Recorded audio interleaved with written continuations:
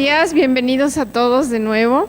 A nombre del doctor Manuel Ramos tenemos el gran honor de tener aquí al doctor Antonio Saborit, que realizó estudios de literatura e historia en la Facultad de Filosofía y Letras de la Universidad Nacional Autónoma de México. Su campo es la historia cultural. Es autor de libros como Los doblados de Tomochic, un episodio de historia y literatura, El mundo ilustrado de Rafael Reyes Espíndola, entre otros, así como de decenas de ensayos dispersos en libros y revistas. Asimismo, es traductor y editor, y es investigador de la Dirección de Estudios Históricos del Instituto Nacional de Antropología e Historia, y actualmente es investigador del CIDE. Con nosotros tenemos al doctor Antonio Saborit. Muchas gracias. Hola, buenos días.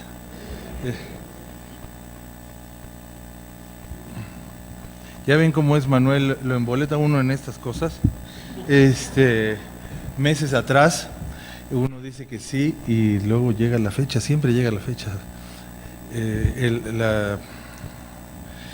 La ocasión anterior que cometió la imprudencia de invitarme, yo cometí el error de olvidarla. Y entonces, si no es por don Luis Ebrard, bueno, ¿para qué les cuento lo que ustedes saben mejor? Platicando hace algunos meses con Manuel entonces, me dice, ¿de qué puedes hablar en este ciclo? Y hay un tema que es particularmente grato para mí, que es el de la década armada. ¿Qué pasó entre 1910 y 1920 en el campo de la literatura y de las artes? Solemos olvidar por completo o solemos concentrarnos por completo en las imágenes de la revolución, ¿no? Tenemos muy presente el cuadro de Francisco I. Madero entrando a la ciudad, o algunos meses después la fotografía de Madero dirigiéndose la mañana del domingo 9 de febrero a Palacio Nacional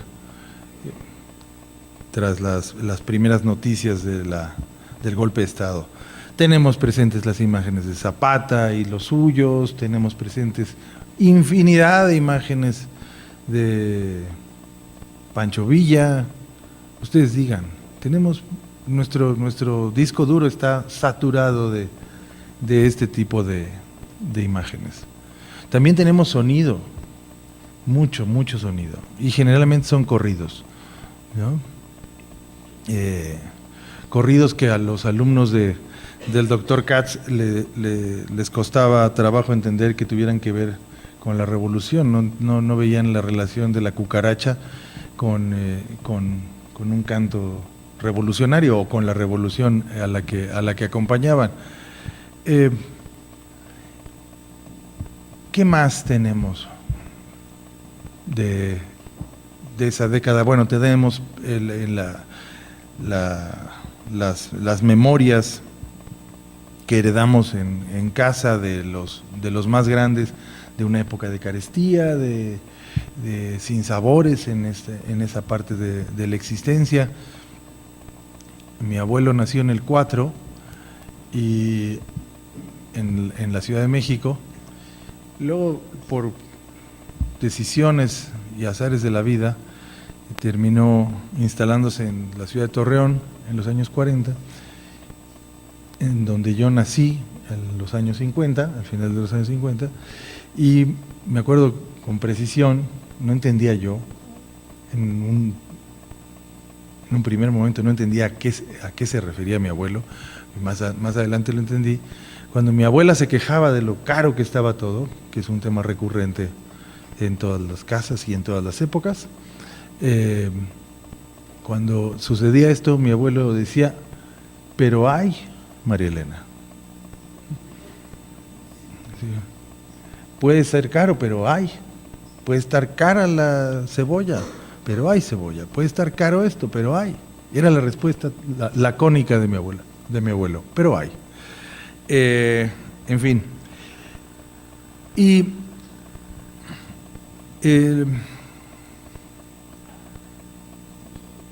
bueno, este tema apareció, se me atravesó en el camino en los gloriosos años 80 del siglo pasado. Yo estaba tratando de definir para mí un campo, una actividad, mi actividad dentro de la historia. Sabía muy bien lo que me interesaba, pero no cómo hacerlo. Y leía todo tipo de cosas, estaba buscando guías para hacer mejor las cosas. Y recuerdo haber leído una reseña escrita por un autor que en ese entonces y a la fecha lo sigo admirando mucho, que se llama George Steiner. Leí una reseña que escribió este hombre sobre un libro, un estudio sobre Francia durante la ocupación alemana. La reseña tenía 12 paginitas a lo más, pero tenía toda la sustancia del mundo. El libro, al parecer, era bastante bueno. Hasta la fecha no he tenido la suerte de cruzarme con él, y ahora confieso ni la curiosidad de asomarme. Creo que ya hizo el bien que tenía que hacer, o el mal que tenía que hacer en mí. Y decía George Steiner, bueno, lo que notaba era que hubo una enorme efervescencia cultural en Francia durante la ocupación alemana, lo cual resulta una paradoja, ¿no? De nuevo, volvemos a pensar en las imágenes, aunque tuvimos la fortuna de no estar en Francia ocupada por los alemanes, tenemos también en nuestro disco duro películas y canciones y personajes asociados a la resistencia francesa, a la ocupación alemana y todo lo demás, empezando por Casablanca, desde luego, ¿no? Entonces, me pregunté, ¿y qué habrá pasado en México durante la Revolución? Este es el origen de la charla de hoy. Es para que vean lo vieja que es esta compañía. En esa época, en 1985, me invitaron a un congreso sobre la Revolución Mexicana y dije, creo que es el momento de ensayar por primera vez esto. Y expuse por primera vez en público este tema. Lo puse en orden, lo ordené mis notas y todo esto. Y bueno, lo que es notable es que se repite el fenómeno que yo había leído en este libro sobre Francia ocupada por los alemanes. Hubo una enorme efervescencia artística y cultural en México durante esa época. ¿Cómo puede ser posible? ¿No? Nadie me había hablado del tema. Y no solo eso, sino que muchas de las iniciativas, muchas de las cosas que los poetas, novelistas, pintores, músicos, fotógrafos ensayaron durante esa época, se van a convertir o se convertirían en la base de la siguiente década. O sea, serían los modelos a imitar durante la década de los 20, que como ustedes saben es una década fundacional.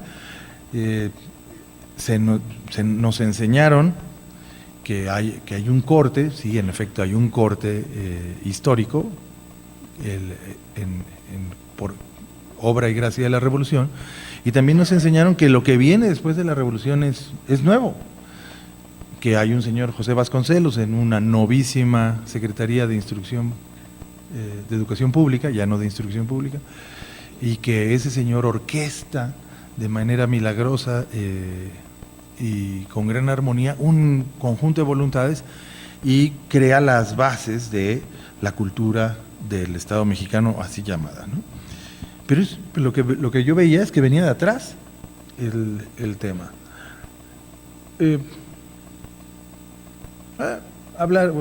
Cuando se habla de la Revolución Mexicana, o los historiadores de la Revolución Mexicana, generalmente no les interesa ni la literatura, ni la pintura, ni las actividades artísticas. Les interesa la historia política, les interesa la historia de los balazos, de la guerra, los que suben y los que bajan, el triunfo de los sonorenses, el desplazamiento de no sé quién. Pero esta parte de la existencia les tiene, creo que, sin cuidado, y creo que es un error, pero bueno, pues allá ellos. Pienso que la historia debe ser incluyente, no excluyente, entonces mal hacemos en excluir nosotros. Después de esa experiencia, que fue como hablarle a un muro, me quedé con el tema y seguí guardando cosas. Más adelante me pidieron más adelante quiere decir 15 años después, más o menos, me pidieron un capítulo para una historia de la literatura mexicana en el siglo XX, y dije, no, pues voy a hacer lo que nadie hace, voy a hablar de la segunda década del siglo XX. Y volví sobre mi conferencia, sobre el texto de mi conferencia, sobre las ideas de mi conferencia, reescribí todo aquello, y con la magnífica suerte que para entonces yo ya había descubierto las maravillas que hay aquí en el archivo. Ya conocía muchos fondos de este archivo, y la reescritura fue bastante ardua, bastante divertida y sugerente a la vez.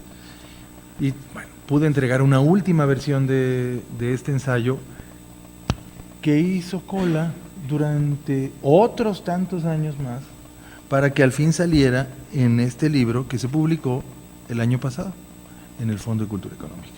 Le decía a Josefina Moguel, bueno, pues mi conferencia que está aquí adentro y se las voy a platicar hoy. O sea, esto es lo que está aquí, es lo que les estoy platicando. Bueno, aquí no incluye la historia de mi vida, ¿verdad? Es solo el ensayo sobre este periodo. Leeré algunas cosas algunas páginas sobre todo para que quede claro la efervescencia cultural, pero en la medida de lo posible y de mi memoria estoy tratando de glosar lo que escribí acá. No cambiaron los actores entre 1905 y 1925. Siguen siendo las mismas personas, los mismos poetas, salvo Nervo, que murió en el 19 y que se tardó meses en regresar, su cadáver se tardó meses en regresar a México debido a los tumultuosos homenajes que le hicieron a su cadáver cuando lo trajeron del hemisferio sur a su país.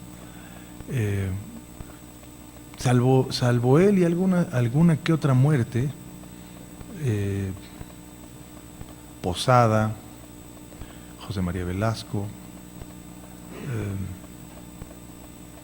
todos son los mismos. Vamos a ver a los mismos sujetos en los años 20, en los primeros 10 años, y sobre todo en la década armada.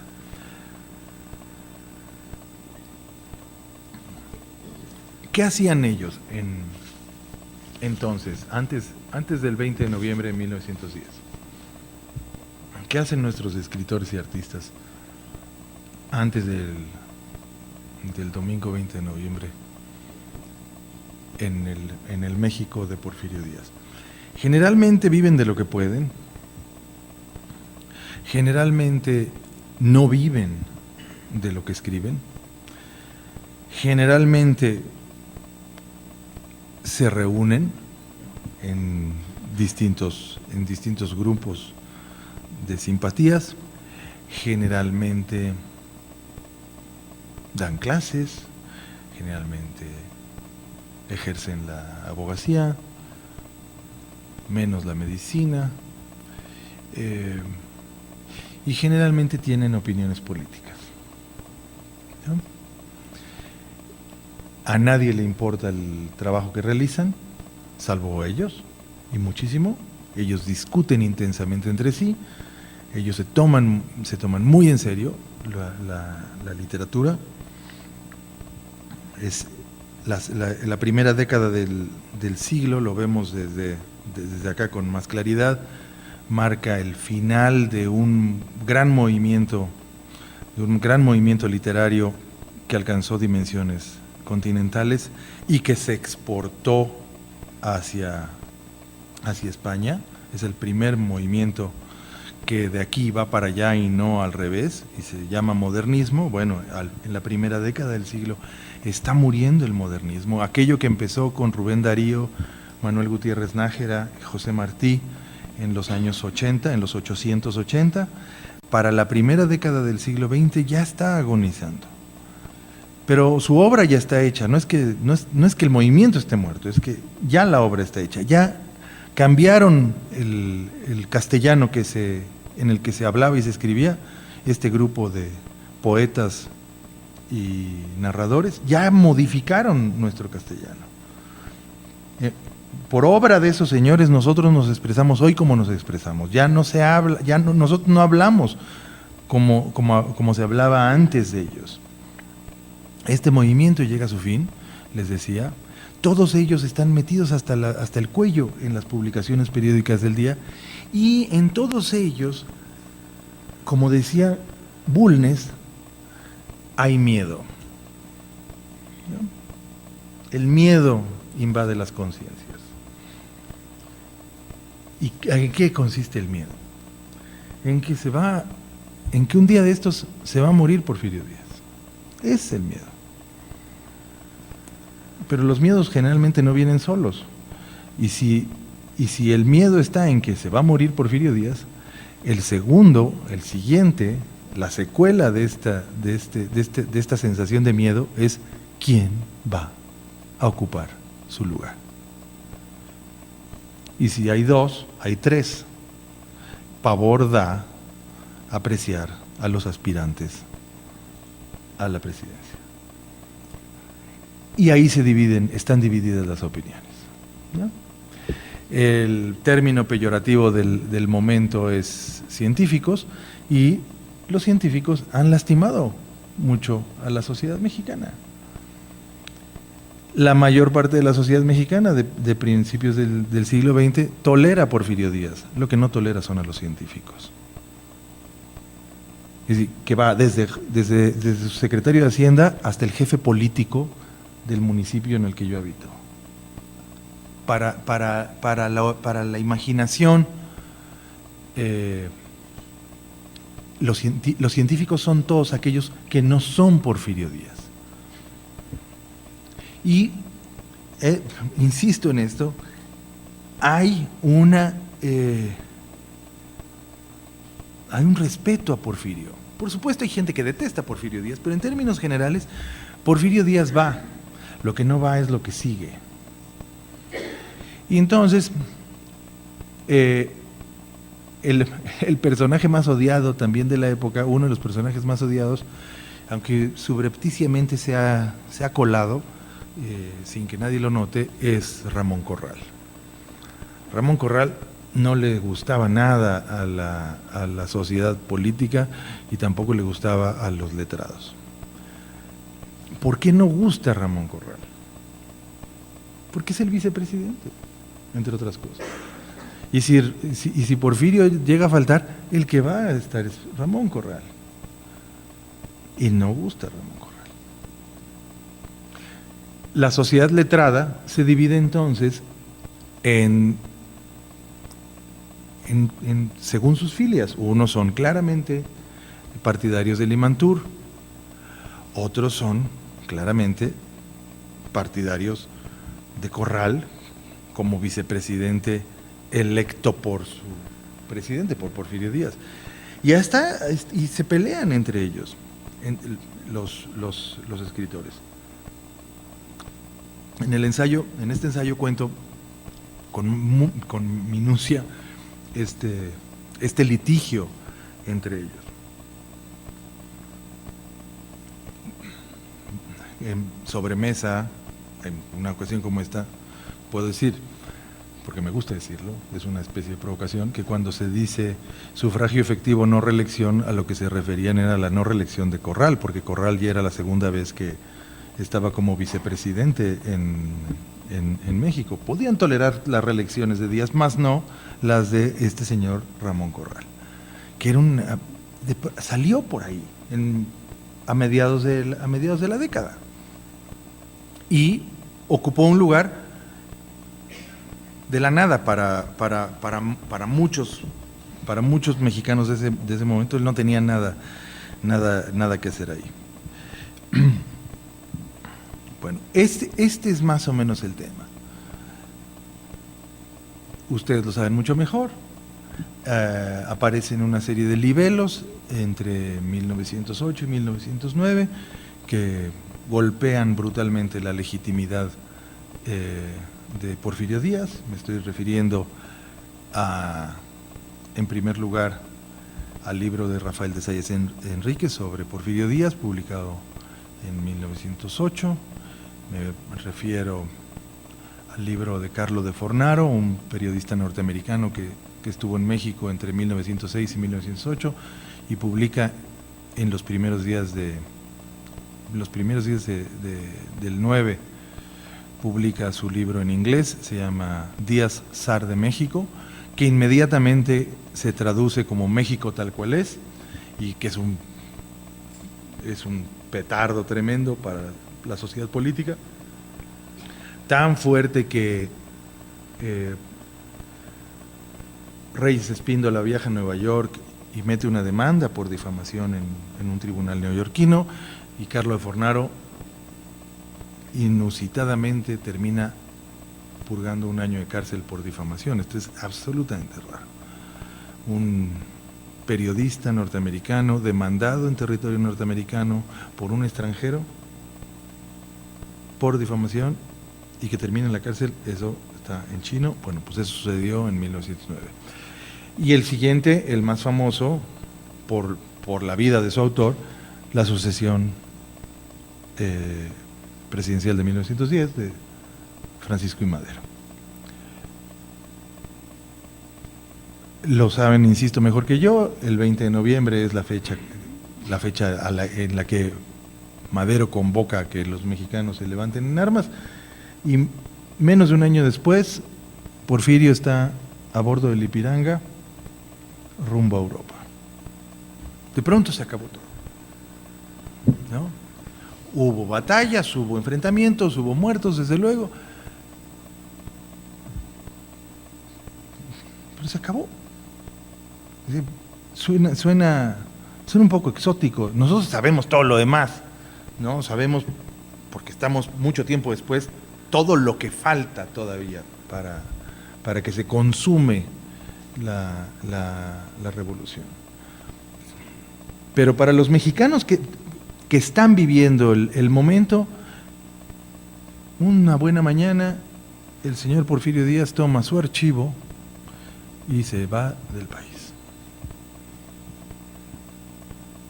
¿A poco tan fácil? Pues se va. Y lo que sucede a partir de ese momento es, yo creo que la desaparición del escenario, esta salida,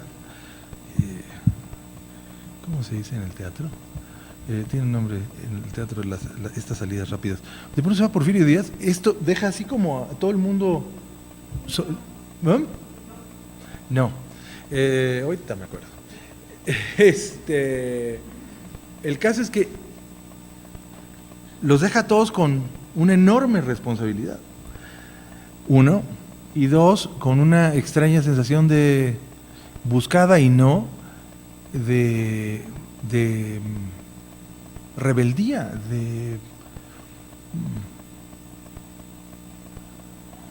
se me va la palabra ahora. Y ahora hay que hacer algo, ¿no? Empieza una crisis profunda, una crisis política muy profunda. ¿Por qué? Pues porque básicamente salta a la vista lo que desde el principio de la década, desde el principio del siglo, estaba en la cabecita de todos, pero no tenían palabras para nombrarla, que era la falta de instituciones para pasar el poder. ¿Cómo se pasa el poder?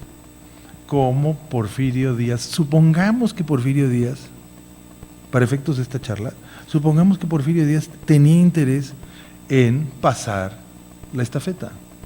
¿Cómo lo hace? Habría que repensar el escenario. Yo les comparto mi escenario. Como crecimos creyendo que la figura omnipotente del presidente y bla, bla, bla. Eso nos enseñan en la escuela y lo repiten los periódicos todos los días. Yo tengo la impresión de que Díaz era presidente de un consejo de administración, no presidente del país, bueno, por supuesto del país, pero me imagino su presidencia como, no al gran Tlatoani, sino lo que es el presidente de un consejo de administración que preside una mesa donde están sus pares, a los que él controla, organiza, persuade o deja pasar. En esa mesa están sentadas personas muy poderosas, casi tan poderosas como él. Me refiero a Limantur, que no era poderoso en 1892, poco antes de asumir la cartera de Hacienda. Está Bernardo Reyes, el general Bernardo Reyes, que llegó a ser secretario de guerra y luego gobernador de Nuevo León. Y así como estos dos, hay montones. Y lo que hace el señor presidente de este Consejo de Administración es llevar la fiesta en paz. Y lo que no tiene Porfirio Díaz es el mecanismo institucional para ceder su lugar, sin que se destruya la mesa, el Consejo de Administración. Este es el problema más grave al que se enfrenta Díaz a lo largo de sus últimos 10 años. Conocen ustedes la anécdota famosa de que el pleito está tremendo entre Bernardo Reyes y Limantur, ¿no? Son los dos aspirantes más claros al principio de la década, de la primera década del siglo XX, son los dos aspirantes más claros. Son públicas y conocidas sus aspiraciones, lo sabe Porfirio, lo saben ellos, y hay una reunión en Monterrey en la que Porfirio Díaz, citando un clásico, les dijo: no se hagan bolas, ustedes dos, son ustedes dos, no se peleen, no se destruyan, son ustedes dos, después de mí son ustedes dos, y primero va Bernardo. Dense la mano, se dan la mano, salen de ahí, y lo que sucede es que Limantur empieza a destruir sistemáticamente a todos los simpatizantes de Bernardo Reyes. De ahí que aparezca la figura de Ramón Corral, porque no puede ser ninguno de los dos. De estos dos, tiene que ser un tercero. Bueno, toda la década se están dando como perros y gatos los científicos de Limantur y los simpatizantes de Reyes, toda la década. Y se dividen los escritores entre reyistas y limanturistas. José Juan Tablada, que era uno de los más importantes escritores de ese momento, que vivía de vender vinos, de eso vivía, le iba muy bien, vendía vinos y licores importados y tenía una cartera importante de gente importante, escribía en los periódicos, fue uno de los primeros en incursionar en la propaganda moderna. Bueno, también hace libelos políticos contra Madero, pero sobre todo contra Bernardo Reyes y los simpatizantes de Reyes. Por el otro lado tenemos a Victoriano Salado Álvarez, por ejemplo. Victoriano Salado Álvarez era de Corral, era partidario de Corral. En fin, a lo que iba es que de pronto se quedan sin Díaz. todos ellos. El temor que anticipaba Bulnes se vuelve realidad. Ahora no está Díaz. ¿Y ahora qué diablos vamos a hacer? Bueno, saben muy bien lo que sucedió en el terreno de las carabinas y de las pistolas. Ahí se dieron, insisto, hasta con la cubeta, ¿no? ¿Qué pasó en el terreno de las artes? Les voy a... Es rápido y sobre todo creo que puede ser muy elocuente. ¿Qué pasó en el terreno de las letras? Esto no me lo sé de memoria ni aunque yo quisiera. Dice, acogedora y magnánima, como la describió Mariano Silva y Aceves en uno de sus cuentos, fue la Ciudad de México para la gran mayoría de los escritores y artistas que trabajaron en ella entre 1911 y 1920.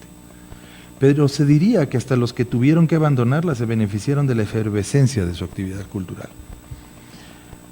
José Guadalupe Posada y José Clemente Orozco trabajaron incansablemente en sus estudios, lo mismo que Germán Gedovius, Joaquín Clausel, Fernando Best, Alfredo Ramos Martínez, Saturnino Herrán, en tanto que en el extranjero se esmeraban en lo suyo Alberto Fuster y Marius de Zayas en Nueva York, Diego Rivera en París. En su pequeño retiro veraniego en San Ángel o bien en su casa en la céntrica calle de Jesús María, el erudito José María de Ágreda y Sánchez repasaba los interesantísimos y únicos manuscritos, papeles y documentos de casi todos los cronistas, literatos y personajes de la colonia novohispana que hacían de su biblioteca uno de los grandes tesoros del país.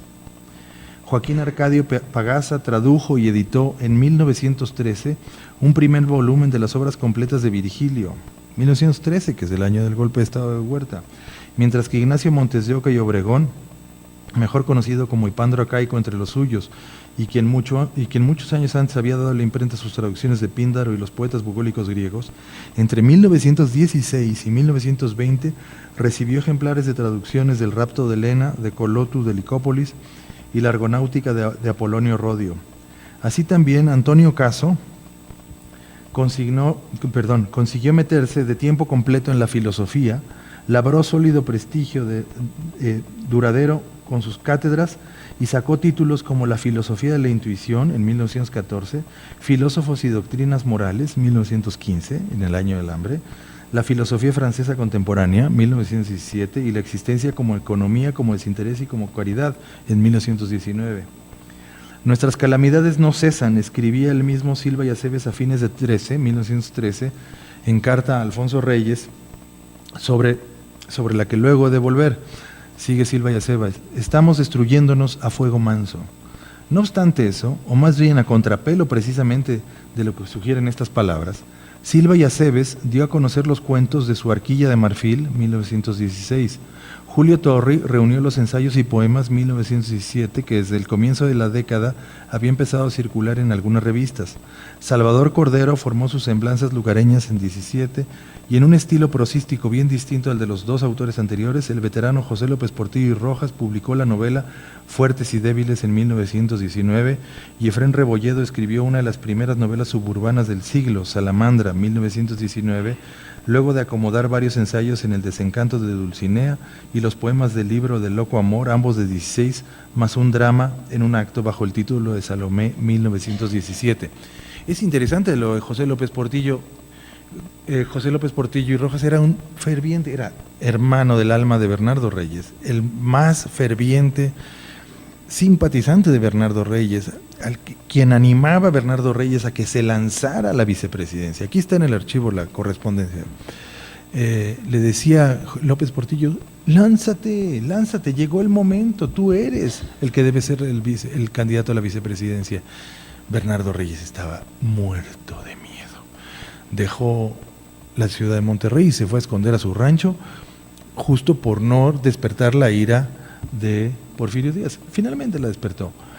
Y López Portillo, que era diputado, pagó con el desafuero y la cárcel su osadía. Y es muy interesante que 10 años después esté publicando nuevamente novela. La novela suburbana que les decía, Salamandra, suburbana porque ocurre en los edificios Condesa, que entonces eran las afueras. las afueras de la ciudad. En medio de la mayor indiferencia de la comunidad letrada, lo cual lo llevó a considerar seriamente si debía insistir en el ejercicio de su vocación literaria en desmedro de su profesión médica, Mariano Azuela entregó 3 novelas tan emblemáticas de esta década como Las tandas del Principal. Estas novelas fueron Andrés Pérez Maderista, 1911, Los de Abajo, 1916, y Las tribulaciones de una familia decente, en 18, en tanto que Guillermo Jiménez, un autor completamente olvidado hoy, echaba a andar la que sería una larga carrera como narrador con los títulos de Almas inquietas, Del pasado, La de los ojos oblicuos y La canción de la lluvia. Este caso de Guillermo Jiménez es muy, muy interesante, muy interesante. Guillermo Jiménez, jalisciense, como todos los escritores de la época, desarrolló un interés profundo en la tipografía y en el arte de hacer libros. ¿Por qué? Porque los libros los tenían que hacer ellos. No había editoriales. Bueno, sí había editoriales, pero no había editoriales interesadas en publicarlos. Entonces ellos, los escritores, publican sus propias cosas. Y las publican muy bien. Guillermo Jiménez, los libros de Guillermo Jiménez cuestan 5 pesos, aquí al ladito, acá, en Miguel Ángel de Quevedo, ahí pueden encontrar la primera edición de alguno de los que cité como a 5 pesos.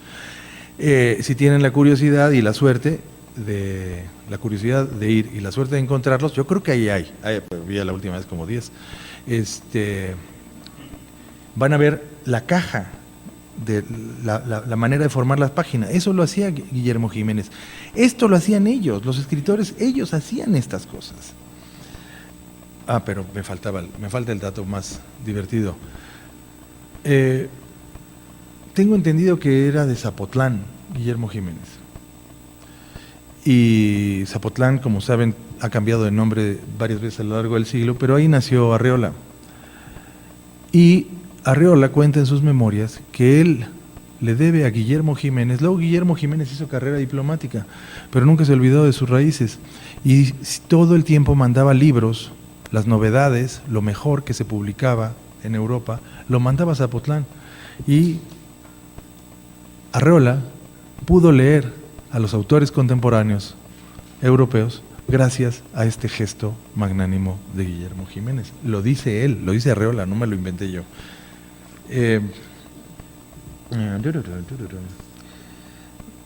Ramón López Velarde juntó material para 2 libros, La sangre devota, 1916, y Zozobra, 1919, y prologó un volumen con las conferencias y discursos literarios de Jesús Urueta, publicado en 1920. La lucha armada en las distintas regiones del país se encargó de persuadir a muchos escritores y artistas sobre la conveniencia de poner la mayor distancia posible entre ellos y las huestes revolucionarias. De fuera del país entonces llegaron noticias de la singular relación novelada de Federico Gamboa, La confesión de un palacio, cuya primera parte publicó por entregas en el Diario de la Marina de La Habana. La confesión de un palacio es la historia del Palacio Nacional. Por desgracia, Federico Gamboa no acabó de publicar esto, de escribir esto, solo escribió la parte correspondiente a la conquista. Le faltó, desde luego, la colonia y después, desde luego, la historia moderna del Palacio Nacional. Es muy, muy, muy interesante. Lo tengo en mi escritorio, a ver qué día encuentro un editor para eso. Y esto lo publica en La Habana, les decía. Y de la misma isla, en 16, vinieron los ejemplares de Pitágoras, una teoría del ritmo, que José Vasconcelos vio salir de la imprenta del siglo XX. En París, el músico y compositor Gustavo Campa publicó un volumen con sus críticas musicales en 11, y en Monterrey, Nuevo León, Celedonio Junco de la Vega reunió los poemas de su musa provinciana en 1911. Celedonio Junco de la Vega, nadie se acuerda de él. Celedonio Junco de la Vega luego hizo una intensa actividad periodística en la Revista Mexicana que hizo Nemesio García Naranjo desde San Antonio, Texas. Unos años después, unas crónicas deliciosas que se llaman Desde Jauja, burlándose del carrancismo a todo meter. Celedonio Junco de la Vega, padre de Alfonso Junco, del mismo tronco, de los Junco, del Norte y Reforma, el diario que vieron hoy en la mañana. Este libro de musas provincianas le fascinó a López Velarde. Amado Nervo no fue el único mexicano que publicó en España en esos años, pues de allá llegaron ejemplares del Glosario de la vida vulgar, 16, y la Antología Romántica de Luis G. Urbina, aparte de los ejemplares de la revista que codirigió con Francisco Villaspesa y José Ingenieros, Cervantes. Con pie de imprenta madrileño aparecieron las reflexiones de Martín Luis Guzmán en torno a la querella de México, 1915, y Alfonso Reyes, además de traducir a Chesterton, tradujo Ortodoxia en Madrid en 1917, antologar a Juan Ruiz de Alarcón y a Baltasar Garcián, editando además el libro del Buen Amor y los primeros volúmenes de las obras completas del mismo Nervo. En Madrid, Reyes sacó los ensayos reunidos en El Suicida y los cuentos y diálogos del Plano Oblicuo. Mención aparte merece la visión de Anáhuac de Reyes, cuya primera edición llegó de Costa Rica fechada en 17. En 16, también en Madrid, Luis Castillo Ledón y Eduardo Colín publicaron sus poemas Lo que miro y lo que siento y La vida intacta. Y al año siguiente, Francisco de Icaza dio a conocer las páginas de ciertas supercherías y errores cervantinos puestos en claro y editó las tragedias y comedias de Juan de la Cueva. María Enriqueta Camarillo, conocida como María Enriqueta, esposa del historiador Carlos Pereira, llegó incluso a visorar una serie juvenil recreativa con sus obras en la también madrileña Casa de la Viuda de Puello, cuyo primer título apareció en 18, Mirlitón, el compañero de Juan. Y del mismo Carlos Pereira salieron de allá sus páginas sobre Bolívar y Washington, un paralelo imposible, 15, Humboldt en América, 17, y La ilusión yanqui de Eduardo Prado, traducido del portugués, prologado y anotado por el propio Pereira. Si bien la Casa de la Viuda Buré imprimió en México durante 18 las crónicas de los días y las noches de París y los poemas Al sol y bajo la luna, desde Venezuela llegaron a México los poemas sintéticos de José Juan Tablada, Un día, 1919, así como sus experimentaciones ideográficas, Lipo y otros poemas, 20. Fechado en 20 y con un pie de imprenta de la ciudad de Los Ángeles, California, llegó el que sería el último libro de poemas del abogado, poeta y traductor Ricardo Gómez Robelo, Sátiros y Amores. Bueno, esta parte es de los mexicanos que salieron o que la revolución los agarró afuera. Debería yo enriquecer esta parte, o podría enriquecer esta parte, con un acervo ahora reunido en la Universidad de Houston, al amparo de un paraguas muy grande que se llama el Proyecto de Recuperación del Legado Hispano en Estados Unidos. Allí han reunido todas las publicaciones realizadas por los hispanos en lo que hoy es el territorio de Estados Unidos, desde la colonia hasta 1960. Y ahí está todos los materiales que se encontraron en todos los acervos públicos de Estados Unidos, de los mexicanos a los que expulsó la revolución. Son montones. Libros, folletos, revistas y periódicos. Pero por montones están ahí.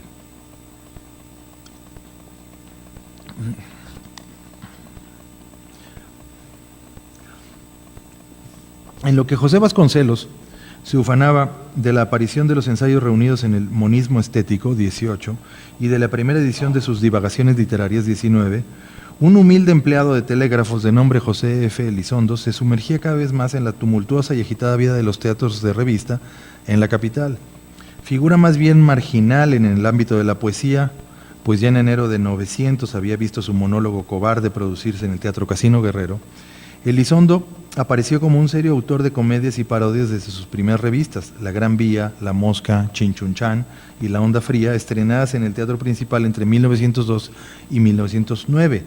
Y durante la década armada sacó 2 revistas musicales que hicieron toda una época, Las Musas del País y El País de la Metralla, ambas de 1913, mientras que Carlos Ortega y Pablo Prida Santacilia, los maestros del teatro frívolo, lejos de dejar de producir por temor a cualquier tipo de represalia, estrenaron con María Conesa, ni más ni menos, El País de los Cartones en 15, divertimiento al son de los célebres bilimbiques de este tiempo, cuya réplica, La Ciudad Triste y Desconfiada, 17, sí conoció las tijeras del censor. Heriberto Frías, no obstante su inmersión en el periodismo, reunió un conjunto de caracteres en un título que a la postre se convertiría en uno de los primeros libros heterodoxos de la literatura mexicana del siglo XX, Los Piratas de Boulevard, de 1915, y bajo el mismo espíritu de inventario que animó a Frías, Antonio Castroleal, Manuel Toussaint y Alberto Vázquez del Mercado formaron una antología con las 100 mejores poesías líricas mexicanas, 14. Genaro Estrada formó una antología de poetas nuevos de México, ambas para los Porrúa, y Juan Delgado confeccionó un florilegio de poetas revolucionarios, editado en 16 bajo los auspicios de la Revolución Constitucionalista. En los años del hambre, el taller del pintor Ignacio Rosas en la avenida 5 de Mayo fue el centro de reunión de cierta bohemia urbana, ya cansada pero con ímpetus para alcanzar la mañana. Los vaivenes de la vida en todo el país y las incertidumbres que ellas provocaban en la capital no hicieron mella en el entusiasmo creativo de Enrique González Martínez, quien empezó literariamente a adueñarse de la década con Los Senderos Ocultos, de 11, poemas que conocieron una segunda edición 4 años después, en el pleno año del hambre, y que coincidió con la salida de 2 títulos nuevos, La muerte del cisne y Jardines de Francia. ¿Se imaginan? La muerte del cisne y Jardines de Francia en plena bola. Y todo lo demás que he mencionado. Los Piratas del Boulevard se conseguía en... Pues allá cuando la primera versión de esto, la librería Botas, tenía una sucursal en la calle de Palma, pero tenía la matriz adelantito de San Ildefonso. No sé si alguna vez tuvieron la fortuna de irse a empolvar ahí. Bueno, ahí estaban Los Piratas del Boulevard, la primera edición de Los Piratas del Boulevard, de Heriberto Frías, que era un inventario de verdad de los mexicanos del principio de siglo, ¿no? Así como los mexicanos pintados por sí mismos es una especie de inventario de nuestros paisanos en la mitad del 19, este es al principio del 20. Bueno, ahora, casi cerca de 100 años después, sale la primera reimpresión de Los Piratas del Boulevard. Acabo de ver antenoche en casa de un amigo, yo no sabía esta buena noticia. Bueno, pues ahí está, casi 100 años después.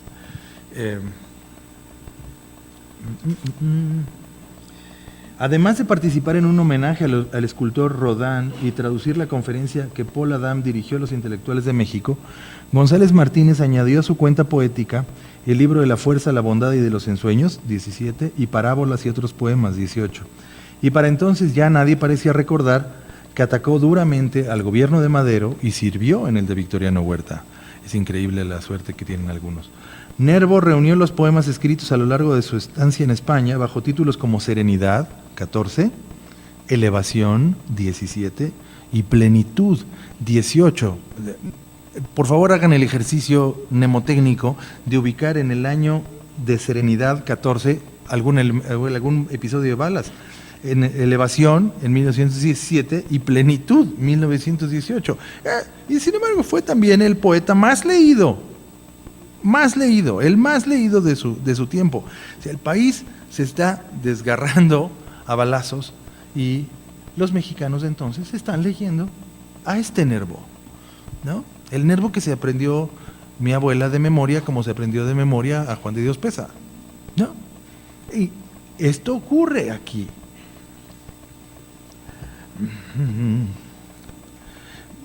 Entonces decía que Nervo reunió los poemas escritos, si bien al volver a la Ciudad de México salía apenas lo indispensable de la casa de sus hermanas, ubicada en la esquina de Santa María de la Ribera y Colonia. Y así como Nervo volvió transitoriamente a México, Urbina regresó a su casa en Santa María la Redonda en 18, de donde en breve salió en misión diplomática a España, ahora sí llevando consigo algunos ejemplares del título que dejó en casa al salir del país, Lámparas de Agonía, 14, más el deseo de formar el manuscrito de sus estampas de viaje, España en los días de la guerra, 1920. ¿Y qué dijeron? ¿Ya acabé? No. Ponce, Manuel M. Ponce, estrenó en el Arbeu su concierto para piano en julio de 12 y con la ayuda de José Rolón empezó a experimentar con aires nacionales y compuso Estrellita y Suite Cubana. Julián Carrillo estrenó su suite Los Naranjos y Rafael J. Tello, maestro de Silvestre Revueltas en esos años, estrenó en el Ideal su ópera Due Amori, 1916, montada por la compañía impulsora de ópera que se fundó entre 15 y 16, o sea, ¿a quién se le ocurre? Bueno, así somos los seres humanos por fortuna. montada por la Compañía Impulsora de Ópera, pero que no vivió lo suficiente para ver en 17 la aparición de la Sociedad Teatral Artística Mexicana de Antonio Prida Santacilia y Américo Mancini, la cual montó la ópera Náhuac, con música de Arnulfo Miramontes y libreto de Francisco Bracho, ni para ver la llegada a finales de la década de Enrico Caruso. Se escribían valses, pasodobles, arreglos para piano y canto, y se estrenaron canciones que hicieron época, como Canción Mixteca de José López Alavés, Ojos Tapatíos, el vals Viva mi desgracia de Francisco Cárdenas y Mi querido capitán de José Alfonso Palacios. A partir de 12, Pedro Luis Ogazón empezó a ofrecer una serie de conciertos en el insensible invierno de la Ciudad de México, ejemplo que siguieron Carlos del Castillo y Luis Saloma y Luis Alfonso Marrón anunció en 16 que daría a conocer obras suyas. Jesús Romero, en su casa en Peralvillo, formaba pacientemente un fichero de efemérides musicales mexicanas que publicaría varias décadas después el Centro de Estudios de Música de Bellas Artes. Alba Herrera y Ogazón dio a la imprenta El Arte Musical de México, 1917, y con prólogo de Ponce, de Manuel M. Ponce, en 17, Gustavo Campa vio salir de la imprenta un volumen de escritos y composiciones musicales, mientras que con prólogo de Rubén M. Campos, Ponce formó en 17 un volumen propio con el mismo título. Al interés por el pasado más reciente respondieron todo tipo de obras, muchas de las cuales no pasaron del embrión de la conferencia, como por ejemplo unos importantes apuntes sobre la solución del problema agrario del ya citado Gómez Robelo, la importancia mundial de la Revolución Mexicana y The Mexican Revolution and the Nationalization of the Land, ambas del Dr. Atl, o bien la novela mexicana por Federico Gamboa y la literatura durante la Guerra de Independencia por el referido Cordero. Otras obras en esta misma línea transitaron por la vía del género de la crónica, como la Defensa Social, Historia de la Campaña de la División del Norte por Tablada, 13, la biografía compendiada de Porfirio Díaz que preparó el mismo Gómez Robelo, Álbum de Díaz, 1916, El crimen de Woodrow Wilson por Carlos Pereira, 17, Álvaro Obregón por Laura Méndez de Cuenca, un súper personaje Laura Méndez de Cuenca, de 18, El caso de México y la política del presidente Wilson y la verdad sobre el 25 de junio, Apuntes para la historia por Rafael de Salles Enríquez, 14 y 19 respectivamente, las muy agudas y satíricas cartas de relación que les contaba Junco de la Vega enviaba desde Jauja a Revista Mexicana entre 1915 y 19, La caída de Carranza de la dictadura a la libertad por Vasconcelos 20. A esa misma cuerda pertenecen obras como La vida en México en 1810, publicado en 11, y Vetusteces en 17 de Luis González Obregón. El paisaje de la poesía mexicana del siglo XIX, 11, de Reyes, La patria y la arquitectura nacional, de Federico Mariscal, de 15, quien asimismo prologó las disertaciones de un arquitecto, de Jesús T. Acevedo, en 20. Antigua literatura indígena mexicana, 17, y una monografía nacionalista sobre el chocolate, de Castillo Ledón. La literatura mexicana durante la Guerra de Independencia y la vida literaria en México, de Urbina, ambas publicadas en Madrid en 17. Las artes populares en México en 20. Las artes populares en México en 20 del Dr. Atl. Francisco Bulnes pronunció Toda la verdad sobre México en 16 y El verdadero Díaz en 1920. El presente inmediato tenía también sus súbditos. Ese presente, sobre todo, quedó registrado en las imágenes cinematográficas de documentalistas como Salvador Toscano y Chucho Avitia, y en lo que Luis G. Peredo y Enrique Rosas filmaban Santa y La banda del automóvil gris, respectivamente. En la Escuela Nacional de Música y Arte Dramático se inauguraba la clase de preparación y práctica cinematográfica.